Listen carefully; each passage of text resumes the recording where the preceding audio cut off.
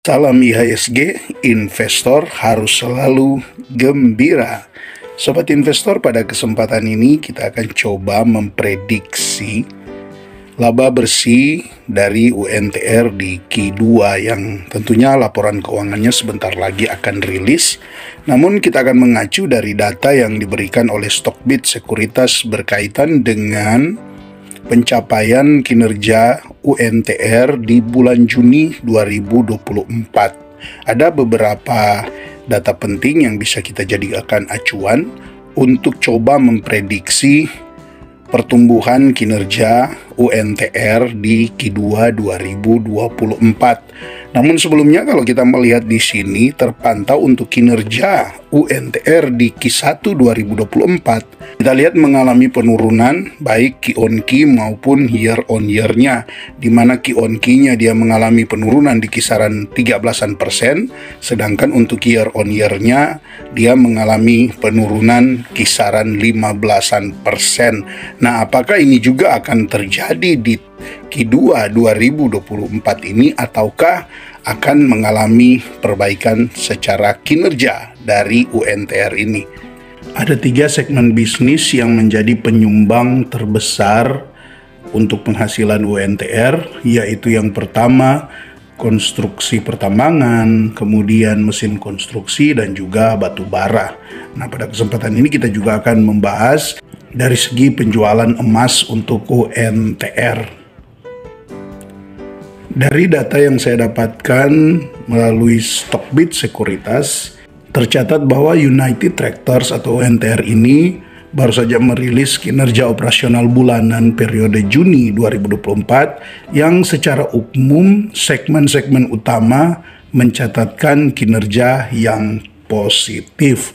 Nah, adapun rinciannya di sini kalau kita melihat untuk alat berat, dalam hal ini penjualan Komatsu, di sini tercatat ada 390 unit. Artinya ini meningkat 9,2% secara month on month. Namun ini masih minus 18,1% secara year on year. Nah, jika kita membandingkan dengan Q1 kemarin yang sempat menjual di kisaran 1126 unit, nah maka masuk di Q2 2024 ini perhitungannya itu bisa mencapai 1021 unit. Nah, ini pun secara Q on Q berarti memang masih mengalami penurunan 9,3%. Nah, kalau kita melihat dari kontraktor pertambangan untuk produksi batu baranya di bulan Juni ini sudah mencapai 13 juta ton yang secara perhitungan month on month-nya itu dia memang masih minus 3,8%, namun secara year on year dia tumbuh 10,6%.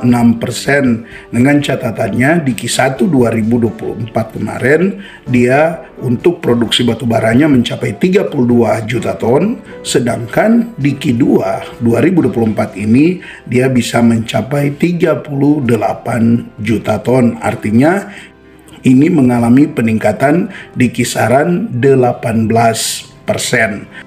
Nah, kalau kita masuk di pertambangan batu bara, secara volume penjualan batu bara di bulan Juni itu mencapai 1,3 juta ton, dan ini plus 33,3% secara month on month-nya, dan juga tumbuh 8,7% secara year on year. Nah, di Q1 2024 kemarin untuk penjualan batu bara itu mencapai 4 juta ton, sedangkan di Q2 2024 ini bisa mencapai 3,7 juta ton, dan ini memang secara Q on Q-nya masih minus 7,5%.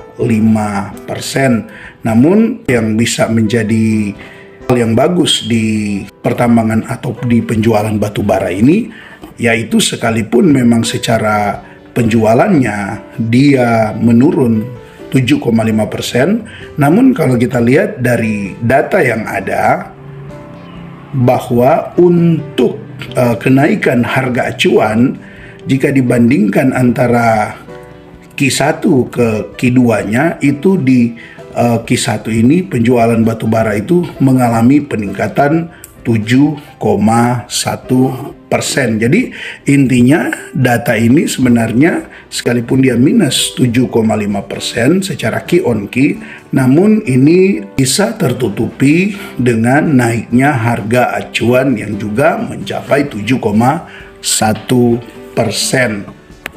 Nah, yang menarik juga untuk UNTR ini yaitu di pertambangan emas, di mana volume penjualan emas ini di bulan Juni mencapai 25.000 ons, tumbuh 38,9% secara month on month, dan juga tumbuh 47,1% secara year on year. Dibandingkan dengan Q1 2024 kemarin, penjualan emas dari UNTR itu mencapai 49.000 ons, sedangkan di Q2 ini bisa mencapai 59,6 ribu ons. Artinya ini tumbuh kisaran 21,6%. Nah, sebagai juga info tambahan untuk kita semua bahwa untuk harga acuan emas perbandingan Q1 dan Q2-nya ini dia tumbuh 12,3%. Jadi double ya, dia sudah mendapatkan pertumbuhan melalui produksi atau melalui jumlah penjualan emasnya, dan juga dia mendapatkan keuntungan yaitu dari harga acuan yang meningkat mencapai 12,3% secara Q on Q-nya.